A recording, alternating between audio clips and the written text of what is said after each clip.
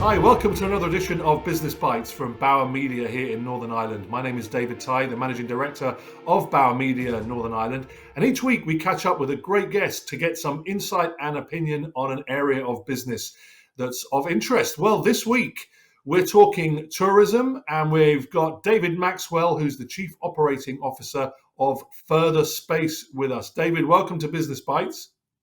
Hi, David. Thanks for having me on. Oh, it's our pleasure. It's our pleasure. We are limited on time, so let's get straight into the conversation. I've looked at your website. It looks absolutely fascinating, but for the uninitiated, tell us a little bit about the journey of FurtherSpace, what you're all about, and then we can pick up the conversation from there. Well, I guess FurtherSpace was launched in November 2017. Before that, we used to sell high-end pod accommodation into the tourism industry. And we always had this ambition to create a recurring revenue stream. And through our early discussions with landowners, there was a number of key messages coming through from them. There was a recognition of the market opportunity within tourism. Capital was an issue to raise. In the areas that we operate, planning permission for bricks and mortar buildings was always a challenge. And there was a desire to have a high-end product. And we then took that information and looked at ways in which we could partner with landowners. And fast forward to where we are today, our business is all about actually finding rural entrepreneurs. We invest directly into these microtourism enterprises. We deploy up to 60 at pods initially, and then we enter into a 10-year relationship sharing the revenues generated from overnight stays. So we've kind of completely transitioned away from a revenue model into a partnership model where we bring a full tourism support package and really back rural entrepreneurs across the UK and Ireland. So you partner with landowners and you provide pods and what I would refer to as a kind of a glamping experience. That's the way that the model works? Is that right? Yeah. So in simple forms, we're open to applications from any landowners across the UK and Ireland. They'll consist of country estates, farmers who want to diversify, existing tourism businesses. They'll apply to FurtherSpace. We'll take them through a due diligence process. We'll offer them a partnership. We'll then enter into a planning process because we need the legal right to put those pods on the ground. We will take the partner's hand in relation to get them business ready, all of their statutory requirements, health and safety, fire risk assessments, setting up their marketing systems, their booking platforms, their property management systems. And then we then use the strength of the FurtherSpace brand to then acquire the customer, business, financial administration, marketing support, pod maintenance. And all we ask our landowners to do is become the host, the housekeeper, and give reasons for people to come back. So we've 50 pods on the ground across 9 locations. That's going to increase to 82 pods across 15 locations this year. And yeah, it's a really exciting time. Even coming out of the back of the various lockdowns and COVID-19. Yeah, fascinating, absolutely fascinating. One of the things that obviously is gaining a lot of interest and traction now is the idea of sustainability and green credentials. So, do you think this business model fits that, looking forward to the future? Well, instinctively, David, we always knew that we were doing something special. If you take, for example, Glenarm Estate, Glenarm was never a real tourism destination. And we have partnered with Glenarm now for 3 years, driving about 8,000 to 9,000 people through Glenarm who would never have stayed overnight. As a result, the investment that's went into the estate and the surrounding area is incredible.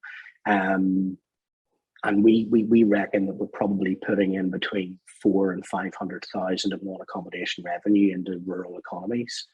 Over the last kind of 6 months, we've really started to explore our brand and to see if our brand can take us to the next level of scale. We're now defined as a scaling business. So we looked at actually what our why was, and we have two distinct audiences. We've got our guests who want to stay somewhere amazing, and we've got our landowners who want to start something amazing. And the whole team came up with a why of we believe amazing should be open to everyone. What that's done is that's given us a bit of a kind of a springboard into our vision and purpose. And we've even completed a sustainable development goal mapping process recently where we engaged the whole team. We ran various workshops and we've hung our hat on 7 of the 17 sustainable development goals. For example, good health, renewable energy, partnerships for life, responsible consumption, to name a few. So as I said earlier, the next 12 to 18 months is really exciting for us as we explore that vision and purpose. And really, really excited to share that with people when it's available.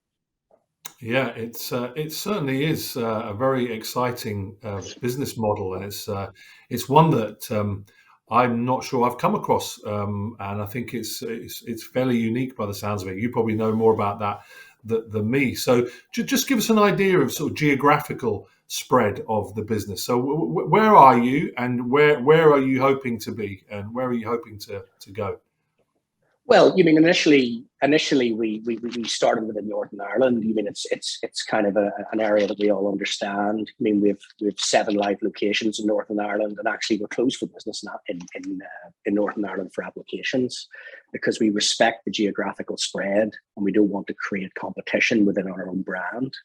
We've also got two sites in Scotland, a beautiful place in the Nithsdale Valley in Dumfries called Hillhead Farm, and Cardress Estate, just near the Port of Menteith in Stirlingshire, which looks over Ben Lomond and the Loch Lomond National Park and is just incredible. The next phase of deployments will see pods in Wexford, Dingle, Mayo, and Devon, just on the edge of Dartmoor. So we're really starting to push the boundaries across the whole of the UK and Ireland. Exciting plans for the future. So I'm keen to understand how this idea manifested itself. How did it come about? Because I find some of these ideas and the way that these ideas come into life quite interesting. So did this happen by accident? Was it planned? How did this kind of happen? Well, if we go right back to the start, my business partner, Peter, and I we wanted to put semi-permanent structures into disaster zones around the world. And that was born out of the Nepal earthquake, where you had 70% of the population displaced, and then a very large percentage of that displaced population in remote areas that weren't accessible to 4x4 trucks. That was a very early stage. We're going back to July 2015. Very quickly after we figured out that our maybe ambitions at that time were a bit beyond the pale. So we brought the brand back to Northern Ireland. We created a brand called Into Pod and then decided to sell the pods into the tourism industry. So what we've effectively done is instead of selling a pod at the top end of the market and maybe making a 15,000, 20,000 pound margin per pod, by partnering with landowners, we're able to generate some serious income for landowners, but we're also able to create a gross margin on our pod every year for the lifetime of the pod. We describe our pod as being a pod, David, but actually it's like a tiny home because it's design engineered, it's made of aluminium, it's like a boutique hotel room, and it's actually built to current building regulations. So, the dynamic heat loss with an external temperature of -5 is less than half a kilowatt in the middle of winter. So it's a 365-day a year offering. So, when you condense all of that down, we're giving landowners the opportunity of generating a net profit of around 10,000, 11,000 pound per pod per year.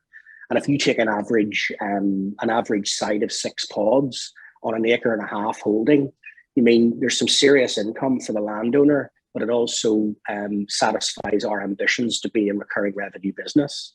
But more importantly, it gives us a platform and an audience then to share our purpose and vision over the next period of time. And I think that's the real important piece, given what's happening in the world today. Thanks for being our guest this week. We wish you and all the team at FurtherSpace the very best of luck into the future.